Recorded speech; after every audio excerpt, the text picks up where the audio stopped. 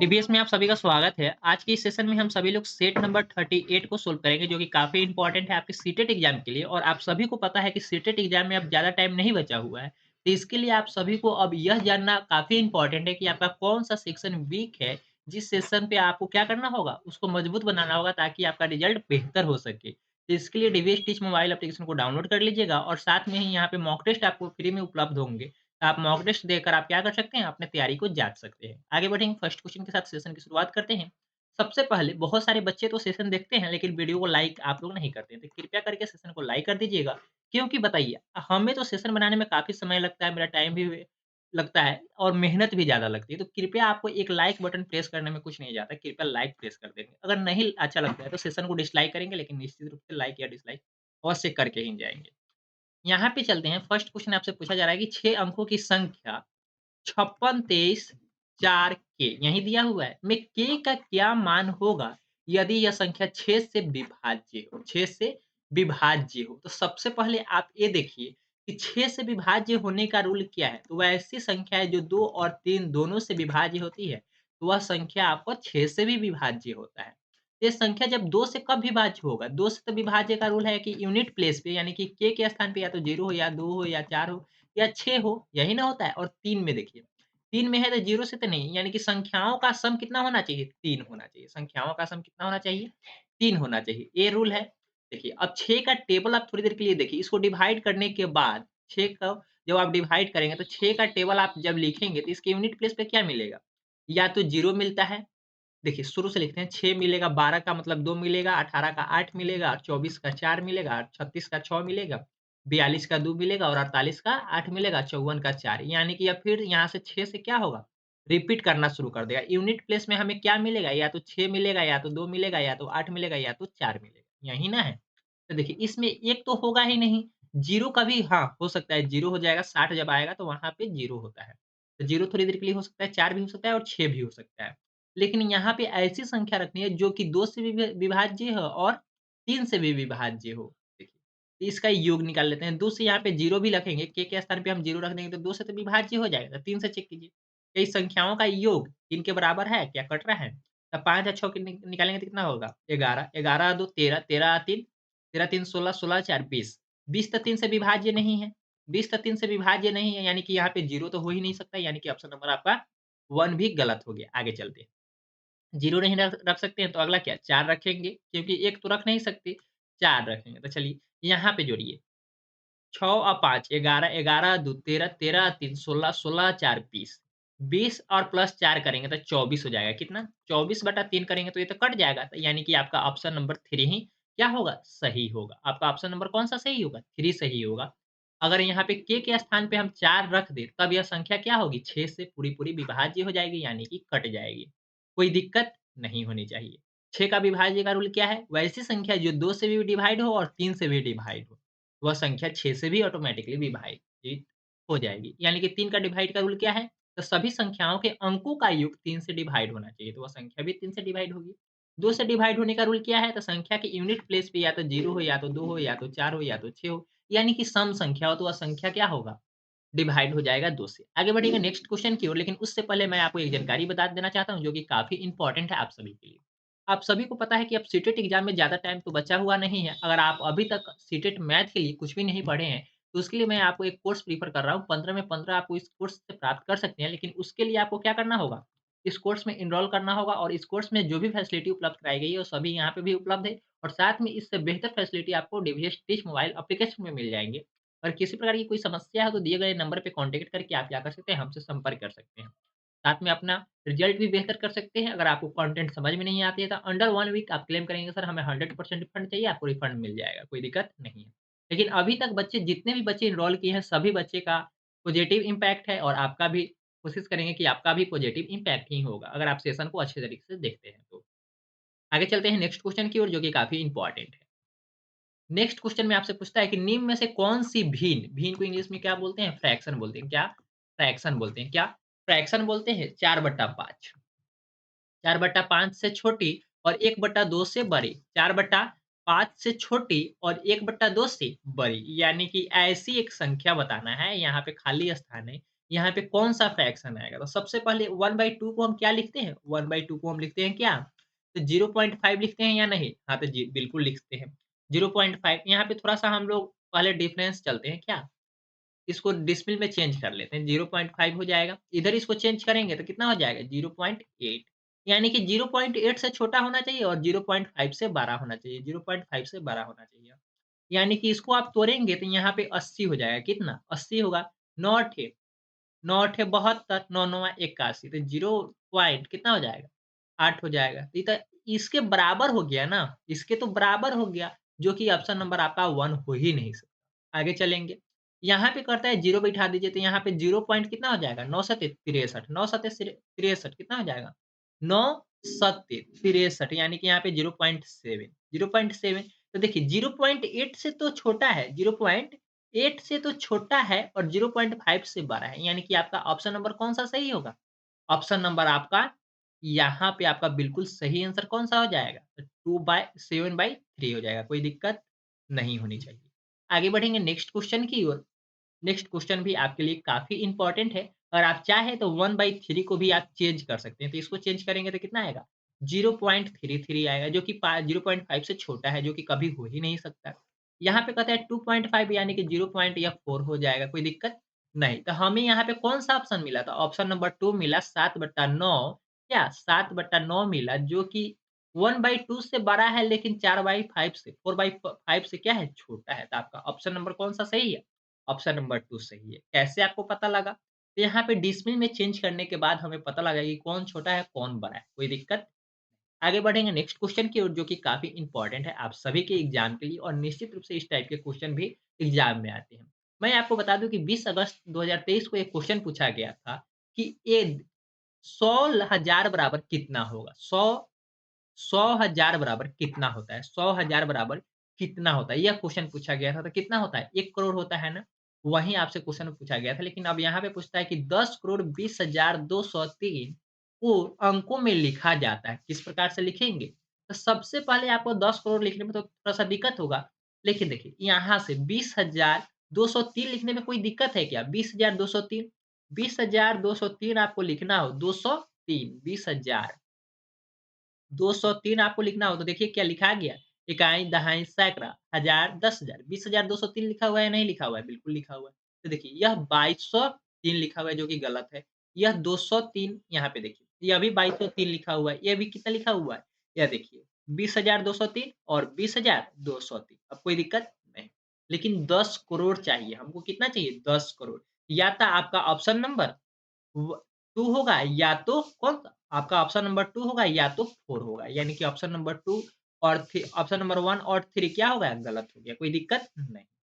आगे चलते हैं। अब देखिए यहाँ पे हमें 10 करोड़ लिखना है। तो ये तो हज़ार हो गया, 10,000 इसके बाद लाख, 10 लाख तब करोड़। क्या हो गया? करोड़। यानी कि अब क्या हो गया?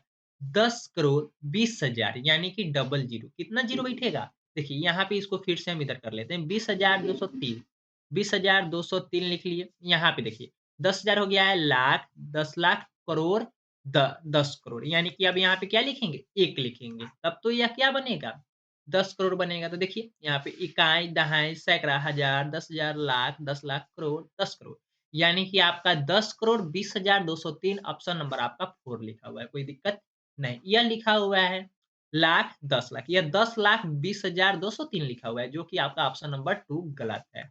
तो कौन-सा सही हुआ? ऑप्शन नंबर 4 बिल्कुल सही होगा। कैसे पहचानेंगे? तो यहाँ पे पहले कोशिश करेंगे जो हमें अंक आता है लिखने काफ़ी ईज़ी तरीके से लिख सकते हैं उसे कोशिश करेंगे पहले लिखें, उसके बाद में लिखेंगे जो बड़ा अंक होगा उसे। इकाई, दहाई, सैकड़ा, हज़ार तो सबको आता ही होगा, उसके आधार पे हम लोग क्या करेंगे बैठा के लिख लेंगे, कोई दिक्कत नहीं होनी चाहिए। आगे बढ़ेंगे नेक्स्ट क्वेश्चन भी काफ़ी इंपॉर्टेंट है, यहाँ पे देखिए। इस क्वेश्चन में ज़्यादा कुछ नहीं करना है, फ्रैक्शन के आधार पे आपको संख्या फाइंड करना है। क्या करना है? उसके पास कितने शेष बच गए, यही आपको बताना है। तो इसके लिए आपको क्या करना होगा? सबसे पहले संख्या को फाइंड देखना होगा, कि आखिर किस-किस प्रकार के क्वेश्चन पूछे जा रहे हैं, इसमें क्या-क्या दिया हुआ है और क्या-क्या पूछा जा रहा है। देखिए, एक दुकानदार है, क्या है? एक शॉप ओनर है, क्या है? एक शॉप ओनर है, जो दुकानदार ने सेबों के 138 डिब्बे, यानी कि कितना पैकेट? मान लेते हैं हम पैकेट कितना? 138 पैकेट, कितना? 138 डिब्बे, जिनमें से प्रत्येक डिब्बे में 24 सेब है। यानी कि एक पैकेट में सेब की संख्या कितनी है? एक पैकेट में सेब की संख्या 24 है। कितना? तो 24 है, यानी कि 138 में कितना बचेगा? ये देखिए, 24 सेब है, तो कितना सेब हुआ टोटल? तो इसमें अगर नंबर ऑफ एपल निकाला जाए आपको, नंबर ऑफ एपल तो क्या हो जाएगा? नंबर ऑफ एपल निकालना हो तो 138 बटा 138 गुना 24 कर देंगे, कितना? 138 गुना 24 कर देंगे तो हमें नंबर ऑफ एपल निकलेगा या नहीं? निकल जाएगा। तो कितना होगा? गुना कर लीजिए, 138 गुना 24 करेंगे तो कितना हो जाएगा? कर लीजिए, 138 गुना 24, इधर करेंगे 8 चौका 32 के 2 हाथ में 3, 13 चौका 52 3 कितना हो जाएगा? 55। 138 का दुगुना कितना हो जाएगा? 100 26 1 27 276। यहाँ पे कर लीजिए 2, यहाँ पे जोड़ेंगे तो 11, 12 1 13, 2 और 1 3, 2 और 1 3, यानी कि 3312, 3312, 3312 सेब दुकानदार ने खरीदा। पहले दिन वह सेबों के कुल 117/3, 117.3/4 डिब्बे ही बेच पाया। कितना डिब्बा बेच पाया? तो 117.3/4 डिब्बे ही बेच पाया। उसके पास कितने सेब शेष रह गए? इस क्वेश्चन को आप ऐसे भी कर सकते हैं। इसके बाद यह कितना बेचा यह कर सकते हैं, लेकिन इससे आपका क्या होगा? कैलकुलेशन हार्ड हो जाएगा। तो आप इस तरीके से ना करके क्या करेंगे? यहाँ पे 138 डिब्बा था, कितना? 138 दुकानदार डिब्बा खरीदा था, लेकिन इसमें से बेच दिया 117, कितना? 117.3/4 क्या कर दिया है? डिब्बा बेच दिया है। इसके पास बाकी कितना रह गया? देखिए 3/4 में कितना जोड़ दें कि यह हो जाएगा, 1 डिब्बा बन जाएगा। तो 1/4 अगर इसमें हम जोड़ दें तो 1 डिब्बा बनेगा या नहीं बनेगा? तो बन जाएगा। तो हम 138 में से कितना घटा लेते हैं? 118 घटा लेते हैं। 138 में से 118 घटाएँगे तो कितना बनेगा? 138 में से 118 घटा लीजिए। 138 में से 118 आप माइनस करेंगे तो आपका कितना हो जाएगा? 20 आएगा। यानी कि 20.1/4 क्या हुआ? 20.1/4 डिब्बा अभी दुकानदार के पास बचा हुआ है। तो एक डिब्बा में क्या? इसको अगर आपको समझ में नहीं आया तो फिर दूसरे तरीके से बता देंगे, लेकिन नंबर ऑफ सेब अब निकाल लेते हैं थोड़ा-सा। यहाँ पे कहता है 20 डिब्बा। 1 डिब्बा में 24 गो सेब है। 1 डिब्बा में 24 गो सेब है, तो 20 डिब्बा में कितना होगा? तो 24 से गुणा करेंगे, 1/4, 1/4 गुना 24 कर देंगे तो क्या हो जाएगा? टोटल सेब निकल जाएगा या नहीं निकलेगा? तो बिल्कुल निकलेगा। तो यहाँ से कर लेते हैं क्या? 20 में 24 दूना 48, 480 प्लस 6 चौका इधर, 6 चौका 24 तो 486। टोटल सेब की संख्या कितना हो गया? 486। आपका ऑप्शन नंबर 1 सही होगा। मैं आपको बता दूँ कि यहाँ पे 118 मैं क्यों माइनस किया? तो यहाँ पे देखिए, 3/4 में एक और 1/4 आप जोड़ देंगे तो यह कितना बन जाएगा? 4 और नीचे में 4, यानी कि 1 डिब्बा बनेगा या नहीं बनेगा? बिल्कुल बन जाएगा। इसलिए यहाँ पे कमी कितना था 1 डिब्बा बनाने के लिए? तो 1/4 का कमी था।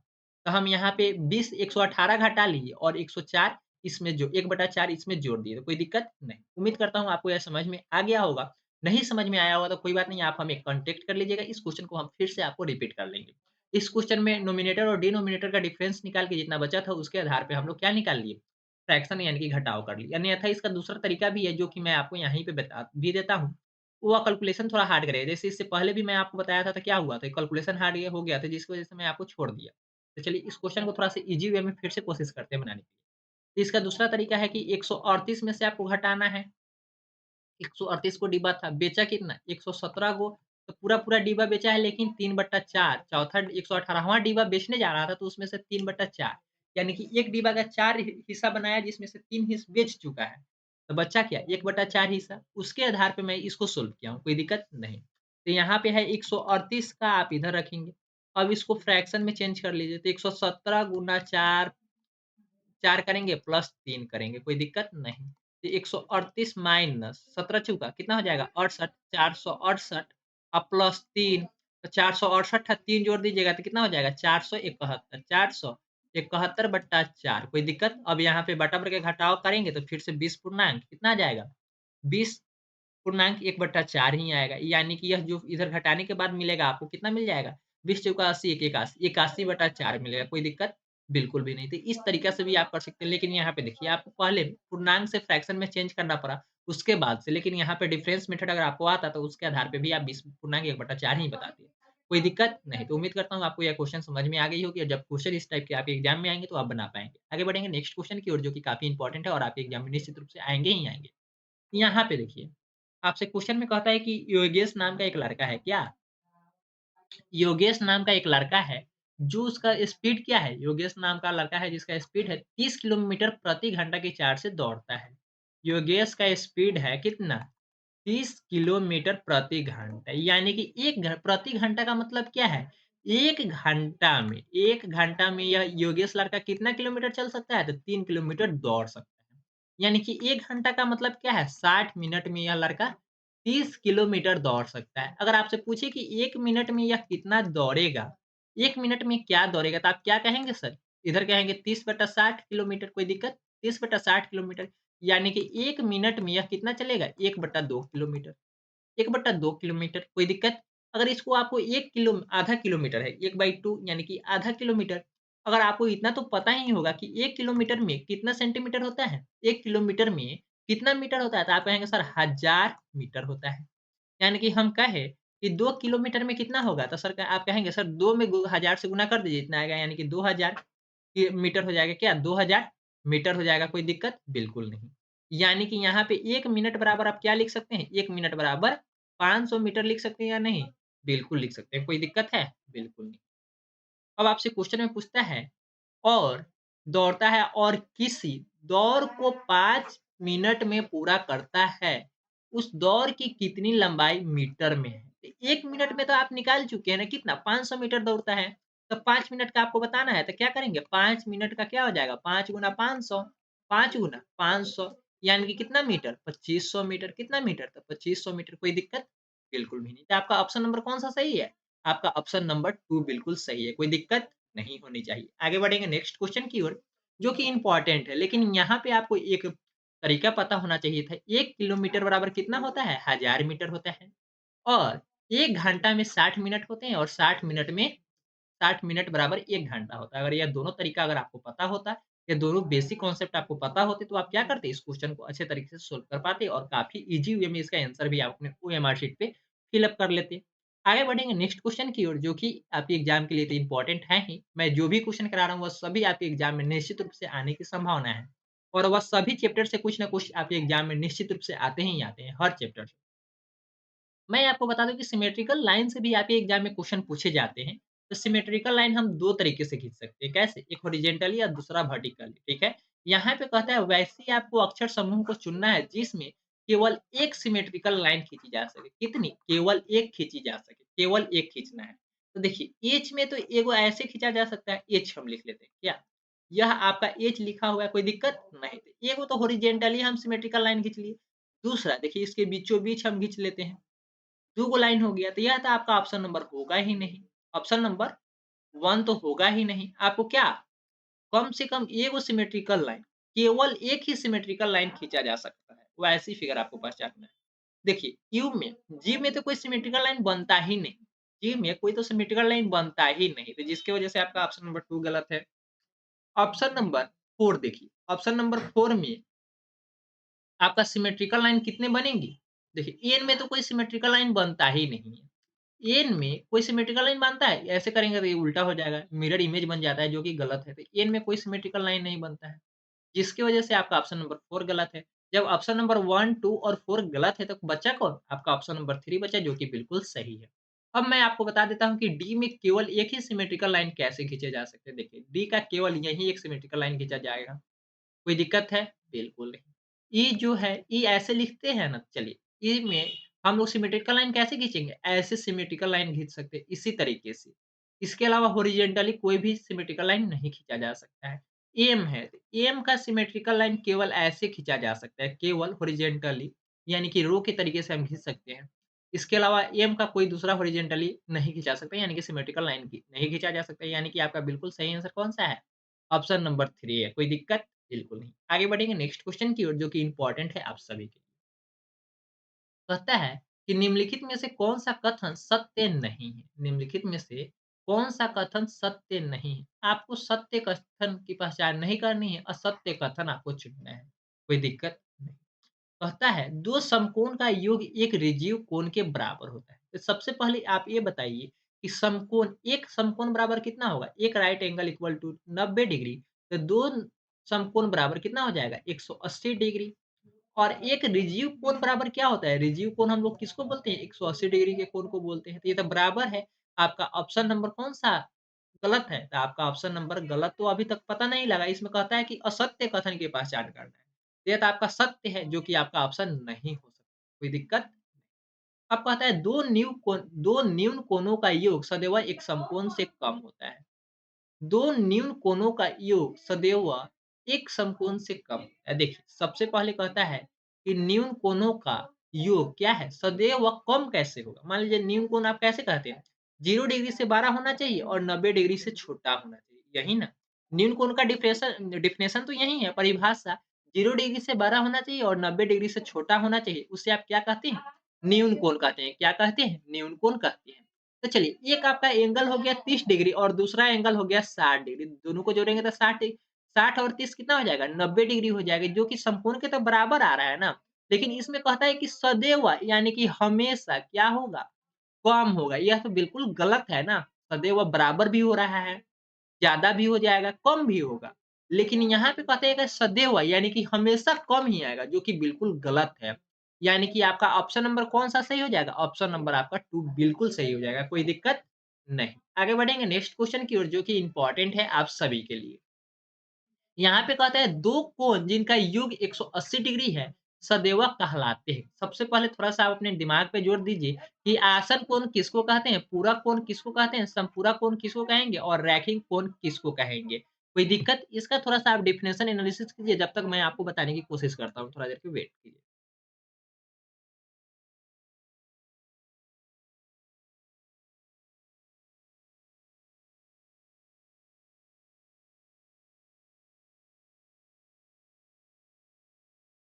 उम्मीद करता हूँ कि आप सभी लोग इसका आंसर तो बताने में सक्षम हो ही होंगे। लेकिन आपको यह पता होगा कि आसन कोण किसको कहते हैं, पूरक कोण किसको कहते हैं, समपूरक कोण किसको कहते हैं और रैखिक युग्म किसे कहते हैं, कोई दिक्कत? अभाज्य युग्म के बारे में तो मैं आपको बताता आ रहा हूँ, लेकिन रैखिक युग्म भी आपके एग्ज़ाम में पूछे जा सकते हैं, किसे कहते हैं। इस क्वेश्चन में आपसे कहता क्या है? कहा गया है 2 कोण जिनका योग 180 डिग्री सदैव कहलाते हैं। 2 कोण जिनका योग कितना है? 180 डिग्री है, सदैव कहलाते हैं। क्या कहलाते हैं आपको यह बताना है। क्या यही बताना है? सदैव 2 समकोण का 2 कोणों का योग 180 डिग्री होगा तो उसे समपूरक कोण कहते हैं। इसे क्या कहते हैं? समपूरक कोण कहते हैं। कोई दिक्कत नहीं। संपूरक कोण हम ऐसे भी निकालते हैं। मान लीजिए एक एंगल आपको दे दिया है 50 डिग्री अब कहता है इसका संपूरक एंगल क्या होगा? तो 180 माइनस 50 करते हैं कितना आएगा? 130 यानी कि 50 का संपूरक कोण कितना हो जाएगा? 180 130 डिग्री हो जाएगा। कोई दिक्कत? बिल्कुल नहीं। आगे बढ़ेंगे नेक्स्ट क्वेश्चन की ओर जो कि इम्पोर्टेंट है आप सभी के लिए। देखिए यहाँ पे यह क्वेश्चन आप सभी के लिए पैटर्न से रिलेटेड है। किस चीज़ से? पैटर्न यानी कि मिसिंग नंबर भी बोल सकते हैं, पैटर्न भी बोल सकते हैं और सीरीज़ भी बोल सकते हैं। पहले में दिया हुआ है 1/4 दूसरे में दिया हुआ है 1/3 3/16 देखिए ऊपर में चलता है 1 3 5 7 1 3 5 7 का अगला क्या होगा? या तो 9 होगा या तो 16 होगा या तो 9 होगा या तो 16 होगा या तो 9 होगा या तो 11 होगा सॉरी 16 नहीं 11 होगा। हमें कैसे पता कि ऊपर में दिया हुआ अभाज्य संख्या है या विषम संख्या है? तो आपको इतना तो पता ही होगा अभाज्य संख्या जो शुरू होती है वह कहाँ से शुरू होती है? 2 से शुरू होती है, लेकिन यह सीरीज़ में क्या दिया हुआ है? 1 से शुरू किया गया है। यानी कि ऊपर में विषम संख्या लिखा हुआ है, यानी कि 7 के बाद अगला विषम संख्या 9 होता है। तो क्या होगा? 9 आएगा। यानी कि ऊपर में अंश में 8 है, नीचे में यहाँ पे देखिए 11 है जो कि गलत हो जाएगा। या तो आपका ऑप्शन नंबर 2 सही होगा या तो 3 सही होगा। लेकिन नीचे में देखिए, यहाँ पे करता है 4 चौका 16 16 चौका 64, 64 चौका 256, 256 चौका कितना हो जाएगा? 1024, 1024 कौन-सा होगा? 1024 यानी कि आपका आया कितना? 9/1024 किस ऑप्शन में दिया हुआ है?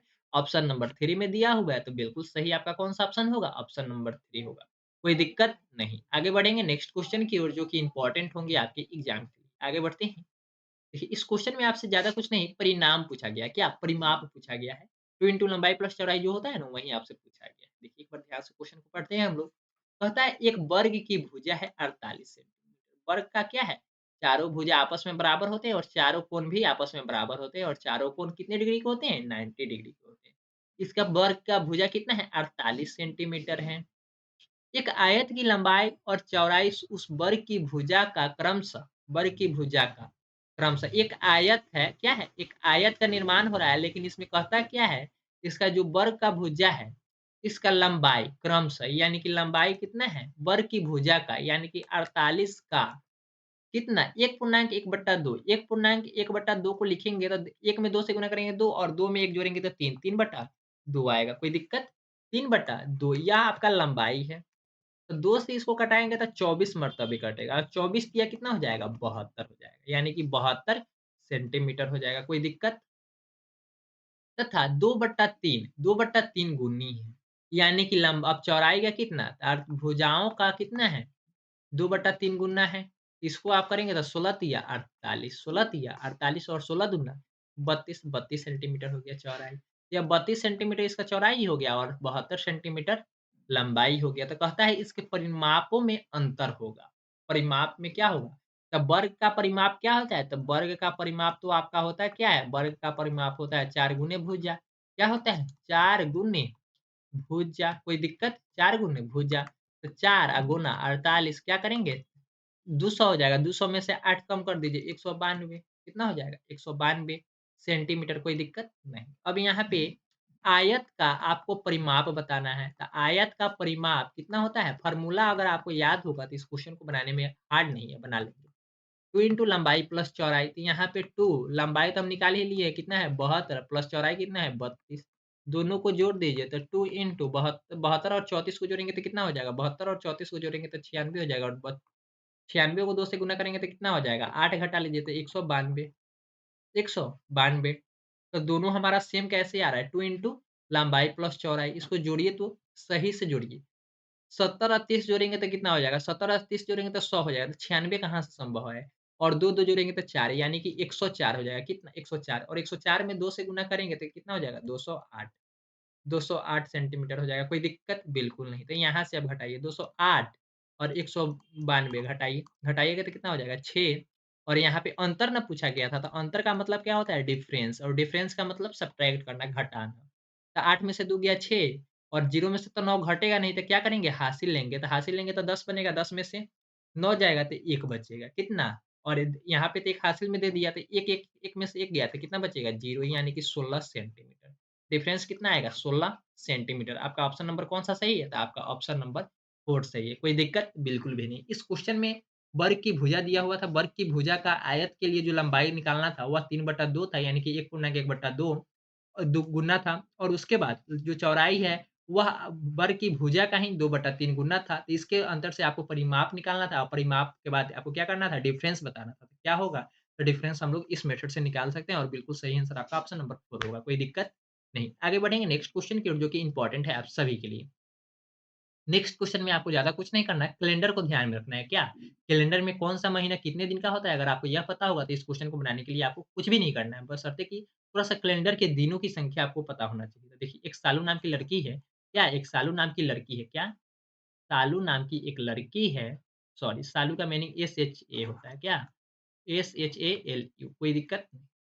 प्रातः यानी कि मॉर्निंग के टाइम में 18 जनवरी 2020 को अपनी बहन के घर पहुँची। प्रातः में सुबह में पहुँची, कितने बजे? बजट टाइमिंग तो दिया नहीं है, दिन दिया हुआ है, कब पहुँची? 18 जनवरी 2020 को यह किस टाइम में? तो मॉर्निंग में अपने बहन के घर पे पहुँच गई, कोई दिक्कत नहीं। 2 अप्रैल 2020 की रात को वापस चल पड़ी, कब? 20 दो सॉरी 20 नहीं 2 अप्रैल 2 अप्रैल 2020 को वह वापस कब? नाइट के समय में अपने घर वापस चल पड़ी। वह वहाँ कितने दिन ठहरी? अब आपसे पूछता है क्या है? आप ये बताइए कि सर वह 18 जनवरी को तो गया, लेकिन 2 अप्रैल को अपने घर के लिए रवाना हो गया। तो वह ठहरा कितना दिन? यही ना आपसे पूछा गया है। तो देखिए जनवरी में यह कितने दिन रहा था? जनवरी आपका कितना दिन का होता है? 31 दिन का होता है। फरवरी आपका 2020 है तो कितने दिन का होगा? 29 दिन का होगा। लीप वर्ष है, कौन-सा? लीप वर्ष है 2020 लीप वर्ष है। लीप वर्ष कैसे फाइंड करते हैं? 4 से अगर भाग लग द जाता है तो लीप वर्ष है, कोई दिक्कत नहीं। और सेंचुरी ईयर होगा तो वह 400 से डिवाइड करते हैं, कोई दिक्कत नहीं। यहाँ पे आपका जो फरवरी है वह 29 दिन का है। मार्च आप देखेंगे तो मार्च आपका 31 दिन का है और अप्रैल में वह कितने दिन रहा है? तो अप्रैल में तो 2 अप्रैल को रात्रि में निकल ही गया, यानी कि 1 अप्रैल, अप्रैल में 1 दिन रहा। अप्रैल में 1 दिन ही रहा है। ठीक है, कोई दिक्कत नहीं। यहाँ पे हम लिख लेते हैं 2 अप्रैल तक, कोई दिक्कत नहीं है, 2 दिन काउंट कर लीजिए। नीचे देखिए, अब यह रहा कितना, जनवरी में रहा कितना दिन? तो 18 जनवरी को गया, यानी कि 18 जनवरी को भी वहीं रहा। कहाँ? वो अपने बहन के घर पे। तो 31 में से 18 माइनस करेंगे तो कितना बनेगा? 31 में से 18 माइनस करेंगे तो 13 बनेगा। फरवरी में 29 दिन रहा, मार्च में 31 दिन रहा और अप्रैल में मात्र 1 दिन रहा। कितना दिन रहा? 1 दिन रहा। इस सभी को काउंट कर दीजिए। तो 30 और 29, 31 और 30 को जोड़ेंगे तो 60 हो जाएगा। कितना हो जाएगा? 60 हो जाएगा। 13 और 1 को जोड़ेंगे तो 14 हो जाएगा। 14 और 60 को जोड़ेंगे तो कितना मिलेगा? 74 मिलेगा। 14 और 60 को जोड़ेंगे तो 74 मिलेगा। कोई दिक्कत नहीं। तो आपका ऑप्शन नंबर कौन-सा सही है? आपका ऑप्शन नंबर 1 सही है। कोई दिक्कत होनी चाहिए? बिल्कुल नहीं होनी चाहिए। आगे बढ़ेंगे नेक्स्ट क्वेश्चन की ओर, जो कि काफ़ी इम्पोर्टेंट है। यहाँ पे आपसे क्वेश्चन में यह पूछा गया है कि राहुल ने अपने जेब खर्च में से प्रति माह कुछ बचत की, जैसा नीचे दिया गया है। जनवरी महीना में जो राहुल नाम का लड़का है, यह काफ़ी अपने पापा से जो पैसा मिलता है, वो अपने पास रख लेता है, कुछ लुका-छिपा कर छिपा लेता है। पापा दिए खर्चा करने के लिए, लेकिन खर्चा ना करके वो अपने पॉकेट में रख दिया। तो जनवरी माह में यह बचत किया है राहुल नाम का जो लड़का है, वह ₹80। कितना? ₹80। फरवरी में ₹140, मार्च में ₹210, अप्रैल में ₹285, मई में ₹375 और जून में ₹480। निम्न में से कौन-सा कथन सही है? मई में अधिकतम बचत हुई है। मई में अधिकतम बचत हुई है, बिल्कुल गलत है। किस मंथ में अधिकतम बचत हुई है? तो जून मंथ में सबसे ज़्यादा। आप ये बताइए कि 375 ज़्यादा होता है या 480? तो आप कहेंगे सर कैसी बातें करते हैं, 480 ज़्यादा होगा ना। यानी कि जून में सबसे ज़्यादा बचत किया है, लेकिन इस कथन में कहता क्या है? मई में अधिकतम बचत हुई है, जो कि गलत है। जो कि ऑप्शन क्या है? गलत है। लेकिन आपको कैसी कथन की पहचान करनी है? सही कथन की पहचान करनी है। इसलिए आपका ऑप्शन नंबर 1 गलत हो जाएगा।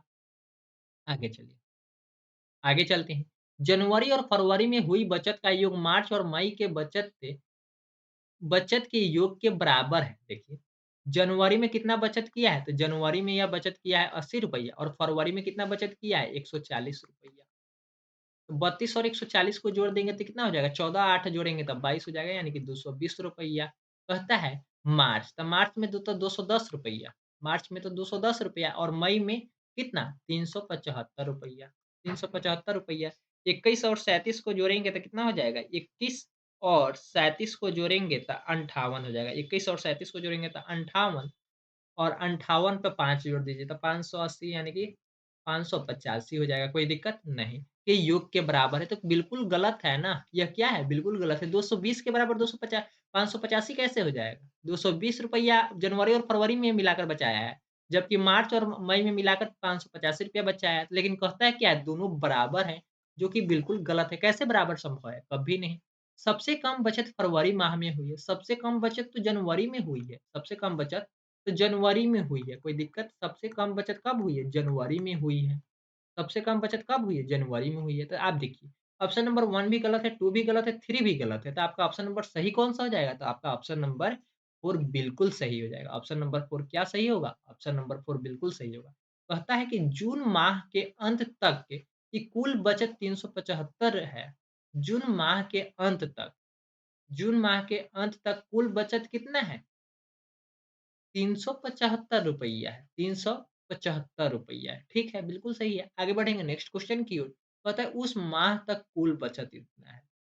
इस क्वेश्चन को सॉरी क्वेश्चन हम लोग सही तरीके से नहीं पढ़ पाए थे, जिसकी वजह से यहाँ पे क्या है? डाटा में मिसमैच है। सबसे पहले देखिए, यहाँ पे मई में अधिकतम बचत है। इस सभी ऑप्शन को क्लीन कीजिए। यहाँ से हम लोग इस क्वेश्चन को थोड़ा-सा फिर से यहाँ क्या करेंगे, एडिट करने की कोशिश करेंगे, जो कि काफ़ी इम्पोर्टेंट है। अगर हम चाहते तो इस क्वेश्चन को स्किप करके आगे बढ़ जाते, लेकिन वो बिल्कुल गलत तरीका है किसी भी शिक्षक के लिए। कहता है कि इसमें माह का अंत दिया हुआ है और इधर उस माह तक कुल बचत दिया हुआ है, यानी कि जनवरी तक ₹80 जमा किया है, फरवरी तक ₹140, यानी कि फरवरी में कितना रुपया? ₹60 बचाया। अब मार्च के अंत तक ₹210 तक बचाया, लेकिन फरवरी के अंत तक कितना है? ₹140 था, तो घटाएँगे तो ₹70 वह मार्च में जमा किया। इधर देखेंगे तो यह ₹75 जमा किया, इधर देखेंगे तो ₹100 जमा किया और इधर कितना हो जाएगा? इधर हो जाएगा ₹105। कोई दिक्कत नहीं। कहता है कि मई में अधिकतम बचत हुई है, बिल्कुल नहीं। क्या होगा? जून होगा, क्योंकि ₹105 जून में जमा किया है। तो आपका ऑप्शन नंबर क्या हो जाएगा? 1 गलत हो जाएगा। जनवरी और फरवरी में हुई बचत का योग, जनवरी और फरवरी में, तो जनवरी में कितना? ₹80 बचाया था, फरवरी में ₹60 बचाया था, तो कितना हो जाएगा? ₹140 हो जाएगा। कितना? ₹140। मई में देखिए, मार्च में कितना बचाया है? तो मार्च में ₹70 बचाया है, और अब मई में कितना था? मई में आपका बचाया है ₹100, तो दोनों को जोड़ेंगे तो कितना हो जाएगा? ₹170, तो ये बराबर नहीं है, तो आपका ऑप्शन नंबर भी गलत हो जाएगा। कोई दिक्कत नहीं। कहता है सबसे कम बचत फरवरी माह में हुई, सबसे कम बचत आपका फरवरी माह में हुई है। हाँ, बिल्कुल। सबसे कम बचत किस में हुई है? तो 60 कम होता है, या 70 या 75 या 100 या 105 या 180, तो आपका सबसे कम तो क्या होता है? फरवरी, यानी कि 60 ही सबसे कम होता है। यानी कि आपका ऑप्शन नंबर 3 बिल्कुल सही है। कोई दिक्कत? नहीं। कोई दिक्कत है? बिल्कुल नहीं है। अब देखिए, कहता है जून माह के अंत तक कुल बचत 375 ही है। नहीं, मई अंत तक क्या है? ₹375 जमा कर लिया है। लेकिन इसमें कहता है कि जून के अंत तक, जो कि बिल्कुल गलत है। आगे बढ़ेंगे नेक्स्ट क्वेश्चन की ओर, जो कि काफ़ी इंपॉर्टेंट है आप सभी के लिए। देखिए, इसमें कहता है कि 540 व्यक्तियों से शीत 540 व्यक्तियों की शीत, ग्रीष्म और वर्षा ऋतुओं में से उनकी पसंद की ऋतु पूछी गई। कितना टोटल व्यक्ति कितना है? टोटल व्यक्तियों की संख्या 540 है, जिसमें से पूछा गया कि कौन-सा ऋतु आपका पसंदीदा है। प्राप्त आंकड़ों को पाई चार्ट में दर्शाया गया है। यदि शीत ऋतु पाई चार्ट में दर्शाया गया है। पाई चार्ट का मतलब क्या है? Chart paper. इसी तरीके से टेबल में भी अरेंज किया गया है, या इसको सर्किल के माध्यम से, इसको इस तरीके से डायग्राम के माध्यम से क्या करते हैं? बता देते हैं। ये सभी एक तरीके से मानिए ना, इस डाटा को अरेंज करके बता दिया गया है एक फिगर के तरीके से। यदि शीत ऋतु का केंद्रीय कोण क्या है? शीत ऋतु का केंद्रीय कोण 180 डिग्री, सॉरी 150 डिग्री है। कितना? 150 डिग्री है, तो 120 से ज़्यादा होगा, लेकिन 180 से छोटा होगा। यानी कि यह आपका क्या हो गया? 150 डिग्री है। कौन-सा? तो शीत ऋतु को पसंद करने वाले व्यक्ति है। शीत ऋतु को पसंद करने वाले व्यक्ति है। जैसे-जैसे क्वेश्चन कहता है उसके अनुसार आपको चलना है। शीत ऋतु के अनुसार केंद्रीय कोण 180 डिग्री आया है। तो कितने व्यक्ति ने शीत ऋतु को पसंद किया? कितने व्यक्ति ने शीत ऋतु को क्या किया? पसंद किया। कल्पना कीजिए कि प्रत्येक व्यक्ति ने केवल एक ही ऋतु को पसंद किया है। कल्पना कीजिए कि केवल एक व्यक्ति क्या कहता है? कल्पना कीजिए कि प्रत्येक व्यक्ति ने केवल एक ही ऋतु को पसंद किया है। पहले आप ये बताइए कि इस वृत्त में टोटल सर्किल कितने डिग्री का बनता है? तो आप कहेंगे सर 360 डिग्री। कितने डिग्री का? 360 डिग्री का। यानी कि 360 डिग्री, तो टोटल व्यक्ति कितना था? तो 540। यानी कि आप ये कह सकते हैं बिल्कुल कि 360 डिग्री यानी कि 540 व्यक्ति। यानी कि यहाँ से अगर आपको 1 डिग्री निकालना हो तो आप क्या करेंगे? 1 डिग्री बराबर 540 बटा 360 करेंगे या नहीं? कर देंगे, बिल्कुल कर देंगे। यानी कि 1 डिग्री बराबर आपका निकलेगा 18 दूना 36 और 18 तिरिक 54, 3/2। कोई दिक्कत? 0 से 0 कट जाएगा, और यहाँ पे 18 तिरिक 54, 180 मरतबे कटा दिया गया डायरेक्ट। यहाँ पे क्या हो जाएगा? 0 से 0 कैंसल, 3/2 हो जाएगा। कोई दिक्कत है? नहीं। कहता है 1 डिग्री बराबर 3/2, यानी कि 150 डिग्री बराबर क्या हो जाएगा? 150 डिग्री बराबर इधर 150 से गुणा, तो इधर भी आपको 150 से गुणा, 3/2 गुना 150, आप गुना करेंगे तब 2 मरतबे कट जाएगा 75 से, तो 75 में 3 में 75 से गुना कर दीजिए। कितना होगा? 3 में 75 से गुना करेंगे तो देखिए गुना करना है, 75 में हमें 3 से गुना करना है, तो 75 तिया कितना होता है? तो 70 में 3 से गुना कर लीजिए, प्लस 5 में 3 से गुना करके जोड़ दीजिए। 7 त्रिक 21 के 0, 210 और 5 तिया 15, कितना हो जाएगा? 225। कोई दिक्कत? 225 व्यक्ति ऐसे हैं जो क्या पसंद करते हैं? तो शीत ऋतु पसंद करते हैं। कोई दिक्कत है? नहीं। उम्मीद करता हूँ आपको सभी क्वेश्चन इस सेशन के समझ में आ गए होंगे। और आज की सेशन की सबसे अंतिम इन्फॉर्मेशन आप सभी के लिए काफ़ी इम्पोर्टेंट है। मैं आप सभी को 1-2 दिन में एक वीडियो और उपलब्ध कराऊँगा, जो कि काफ़ी इम्पोर्टेंट आप सभी के लिए रहेंगे। लेकिन उससे पहले मैं आपको कोर्स के बारे में बता देता हूँ, कि अगर आप चाहते हैं कि सीटेट एग्ज़ाम में के लिए तो बहुत कम टाइम बचा हुआ है। चाहते हैं कि 15 में 15 कंटेंट प्राप्त करना, तो काफ़ी बेहतर है। इसके लिए यह कोर्सेज़ भी बहुत सारे बच्चे एनरोल कर चुके हैं। आप भी एनरोल करना चाहते हैं तो एनरोल कर सकते हैं। अगर कोर्स के बारे में कोई भी किसी प्रकार की कोई समस्या हो, तो आप दिए गए नंबर से कॉन्टैक्ट करके करने के बाद ही कोर्स में एनरोल करेंगे। हो सकता है कि आप कोर्स में एनरोल कर लें, लेकिन आपको कंटेंट समझ में ना आए, तो उस स्थिति में मैं आपको 100% रिफंड की भी सुविधा उपलब्ध कराता हूँ। आप सभी लोग एक बार ट्राई तो अवश्य कीजिए। आगे बढ़ेंगे नेक्स्ट क्वेश्चन की ओर, जो कि इस सेशन की सबसे अंतिम क्वेश्चन थी, और वह क्वेश्चन भी समाप्त हो गई है। हम बहुत ही जल्द आप सभी के लिए एक बहुत ही अच्छी सेशन यूट्यूब पे प्लान कर रहे हैं, जो कि बहुत जल्द ही उसके बारे में नोटिफ़िकेशन आपको यूट्यूब चैनल डीवीएस टीच पे ही मिल जाएगी। आज के लिए इतना, फिर से मिलेंगे कल के नए सेशन में। Thank you so much joining this session. Tata bye bye, good night.